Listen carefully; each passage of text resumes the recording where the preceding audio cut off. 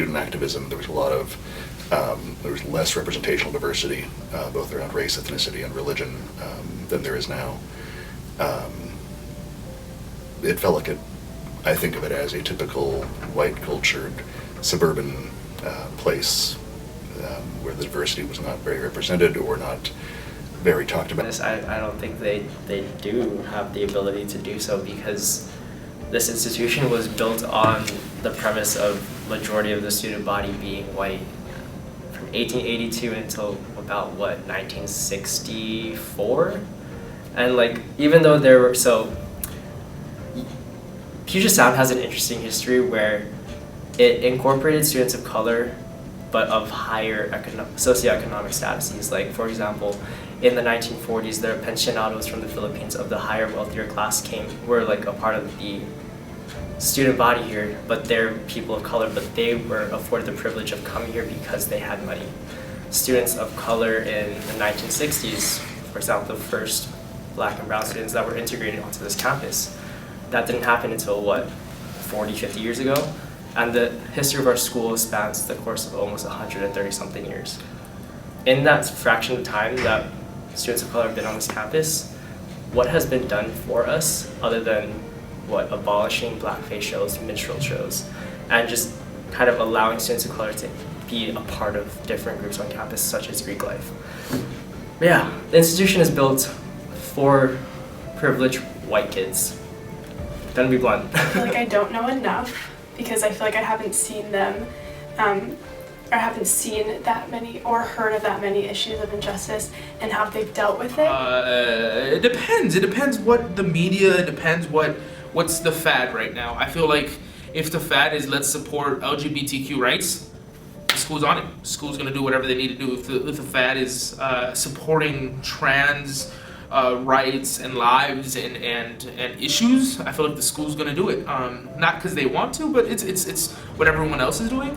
But when the terms change and it feels like it's just something that we should be doing because it's kind of maybe the right thing to do, but the school sees that it's gonna be too much of a hassle or an issue, it's not very supportive. When it feels threatened and overshadowed or outshined, realize that the student body can't be making us look dumb and saying that they're going to do more about student lives than the administration. We saw what the government did to the Japanese students during World War II, and it's very different, but it's similar circumstances in where these students could be taken at any minute. Again, issues in where the school cares about only if it's like a thing. It took months to get President Pierce to even talk to us, and by that time we were all very angry. And she did not have a fun time, and neither did we. But I think that question of chain of command, it's tricky because I think even I, as part of the administration, I also talk about the administration. And how do we challenge that? How do we push that? And oh yeah, it's me. But that's not in what feels like a very hierarchical structure, which is, it makes it tricky to figure out how to change that or shift that. No.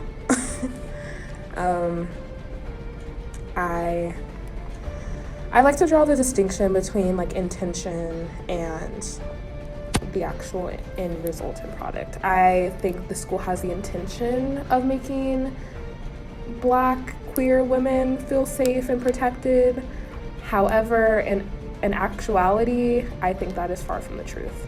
The hurdles you have to jump through, the lack of representation of Black women in the staff and faculty is not where it should be, but has definitely grown throughout my time here. Yeah, and I think especially in the work that I've done on this campus, it has a hard time seeing all the parts of me. So, like, as a person that holds a very like intersectional identity and feels oppression in a very like intersectional way, I've had to place my Blackness in front of my womanhood or my queerness because that has been the expectation, or the expectation I've set for myself, but it has also been an expectation for the university, considering like the positions that I've held, where I've had to kind of put the other parts of myself on a back burner and kind of like dichotomize the parts of my own being. And in that sense, I don't think the school has like protected my identity. sometimes as a woman I don't feel very supported. As a white person, obviously, I couldn't feel more supported, probably.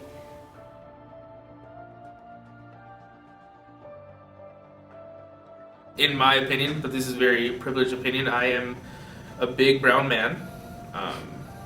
That's my safe in physically being safe. In being oppressed, I've always been oppressed, and I feel like that's where I come from. It's the Tenderloin, San Francisco, the grimy, neighborhood where there's crackheads, police officers harassing you every 15 minutes, telling you what you're wearing. That is unsafe. That is feeling like you don't belong and you're hated.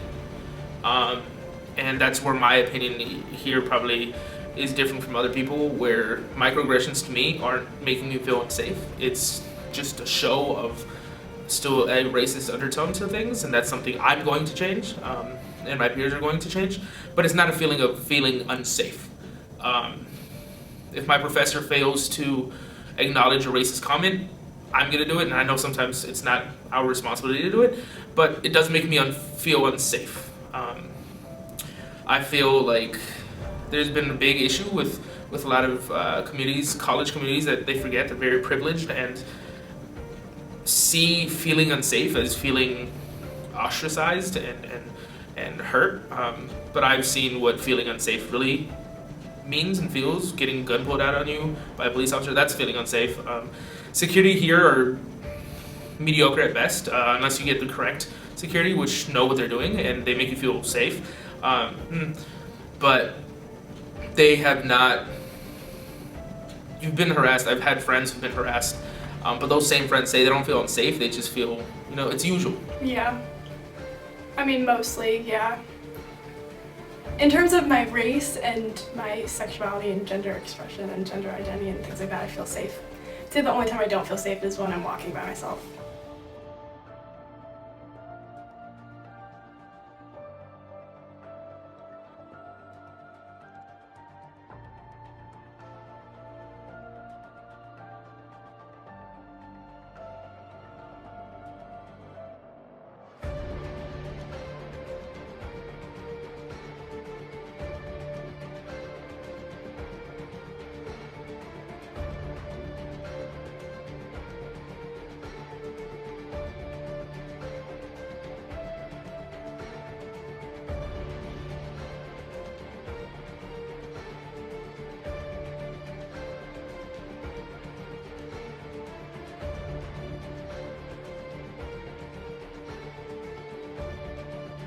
So a lot of collaborative support on that document, but it took so long to get it at a place. And then we organized a walkout. We organized it the day before because we knew that if we organized it a week, it would have been shut down and people wouldn't have come because the university would have found out. So these are all strategic things that were built out of this urgency that there was a need to talk about shit on campus that nobody was addressing. So we organized the walkout, and our demand that the purpose of that was we are not gonna leave. So we organized a walkout, asked everybody to walk out of class and join us in front of the presidential steps, the Jones Hall. And we wanted to speak to the president. So our demand was here's our list of demands. We are not gonna leave. These 500 students and staff aren't gonna leave until we get to a meeting with Ron Tom. So then we got a meeting with, thankfully Ron Tom was very receptive to student movements on campus, which I think is another interesting shift that should also be talked about, is how the administration shifts and how that shifts the sentiments of students on campus. He received the demands, he agreed to our demand, which is why it fizzled out. We didn't need to be there all night with the 500 people. We were all representing these different student groups on campus, and we got to actually meet with the president's cabinet. Ron Tom invited us into the Tahoma room.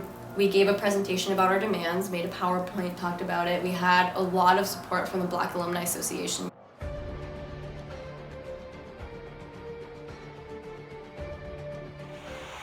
We demand that the Board of Trustees and administration require the future president-elect to attend a meeting of every faith and identity-based group on this campus for them to get a view of what they think is good enough. This is not good enough because we don't have to hear any more bullshit of how this is a fucking home.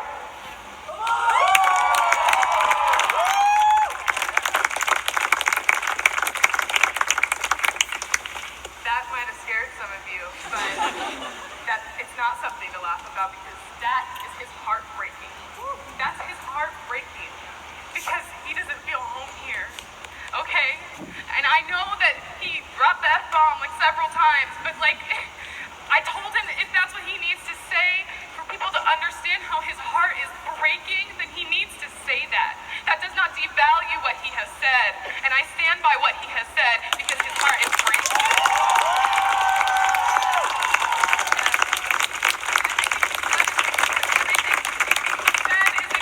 And it matters because we love this school and we want to see it be the place that it promised us it would be. It promised us it would be a place where we would feel home, and it's not for so many of us, and you cannot say that that's because some KKK member isn't driving around in his truck yelling at us and following us home that this doesn't matter, that makes this small, because there is an even more vicious cycle at play here, and we've all been duped. And so I want you to think about these stories, and I want you to understand that this is not the exception, this is the rule. And this should not be business as usual. This should not be business as usual.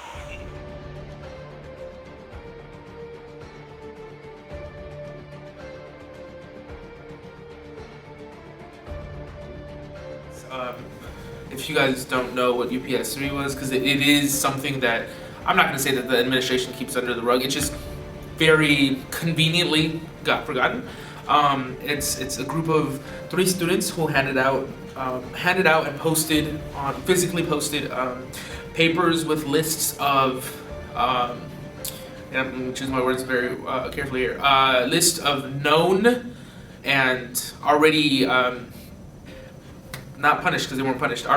They had already gone to trial through the school system and have been let go because of lack of evidence and such of people who've been known to be racist, rapists, who have just incited kind of like violent discussions about issues. This is how student movements break, because we got to meet with the president's cabinet, got to share our demands.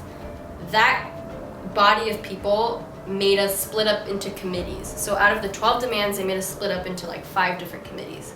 That is a sign, fellow youngins, that the institution is trying to fizzle out your movements, because they are dividing the students, physically separating ideas, and putting us into bureaucratic traps. So obviously none of the demands were met.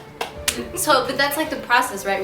We did get this huge win when we got to meet with the president, and then we were like, wow, we got to meet with the president's cabinet. But then they separate us into committees, and immediately that's when shit didn't start happening, because all of the core leadership was split up into 5 committees. Students did not have the capacity, the time, the fucking energy to be doing the work that the university should already be fucking doing. The other issue that we faced too, that's very important to know, is that we had a lot of white allies lead part of those committees, and unfortunately, like, we as students of color had the urgency to get this done as soon as possible, whatever means necessary. We were persistent, we met. Unfortunately, a lot of the white allies did not have that same need of survival for these spaces. Students of color were fucking grinding. They were showing up, they were being persistent, and the white people were just like, oh, they didn't want to meet with us this time, like, oh well. And I'm like, I'm sorry, I need literally as student diversity centers to fucking survive, to cry, to be sad because no other space felt safe on campus. So interesting conversation around that too. This campus has been extremely intellectually violent towards me. And I've had to defend myself in a lot of different situations that you wouldn't normally expect someone's opinions or ideas to be devalued or invalidated, and have not had the support that I have wished from faculty in protecting my intellectual and mental growth. And then this is another strategy like that the university does. They wait until powerful leaders graduate. So Nikisha Renee graduated. That was one person that left. Then Rachel Askew graduated. Then Rory graduated. Then me and Jay Bates graduated. And there was nobody to like keep this momentum going. Yeah. So, and that's why these are all things built intentionally for student movements not to happen. Yeah, and that's kind of what we're carrying off of now, is the idea that you can't really move through that bureaucratic system anymore, and trying to devise a plan of how to, override their system, but also undercutting them in that same sense. Yeah. And that's really hard, because as we've gotten stronger, they've also gotten smarter about those kinds of things. And they don't want to give you the time of day anymore to even listen to you. I think at times that has, cut out folks who could be valuable assistants.